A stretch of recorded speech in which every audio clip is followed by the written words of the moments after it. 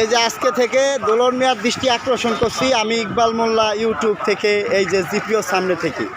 এই যে পানি যাইতেছেন, এই যে জলাবদ্ধতা সৃষ্টি হয়ে গেছে, রাস্তায় পানি জমিয়ে গেছে একাডু।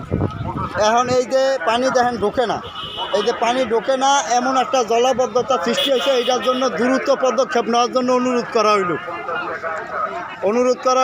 লিং রোড, এই যে স্বর্ণের মার্কেটের গল্লি দিয়া রাস্তাটায় পানি জমিয়ে গেছে একাডু।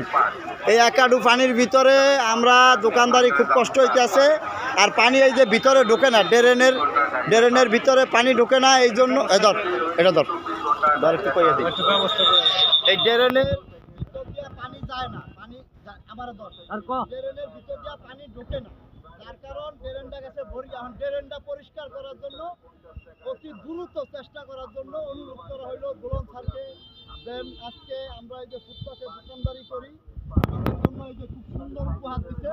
এখন আরেকটা উপহার চাই আপনার কাছে, আমরা যে এই পানির জলাবদ্ধতাটা ক্লিয়ার করিয়া দেয় আমাদের হকারদের, ঠিক আছে? তার কাছে অনেক অনুরোধ রইল, দোয়া রইল, ভালোবাসা রইল, হকারদের পুরা ভালোবাসা তার কাছে রয়ে গেল।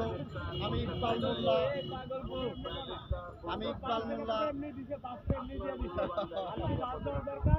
এখন এই যে পানি যাইতেছে না, জলাবদ্ধতা সৃষ্টি হয়েছে, এই জন্য এই জায়গায় মেইন হোল্ডারে পরিষ্কার করার জন্য অনুরোধ রইল। আসসালামু আলাইকুম, সবাই ভালো থাকবেন আর দোয়া করবেন। আমি লিং রোড থেকে বাইতুল মোকাররম, এই যে জলাবদ্ধতা, এই জন্য নিষ্কাশের জন্য অনুরোধ জানানো হইল। আসসালামু আলাইকুম, আল্লাহ হাফেজ।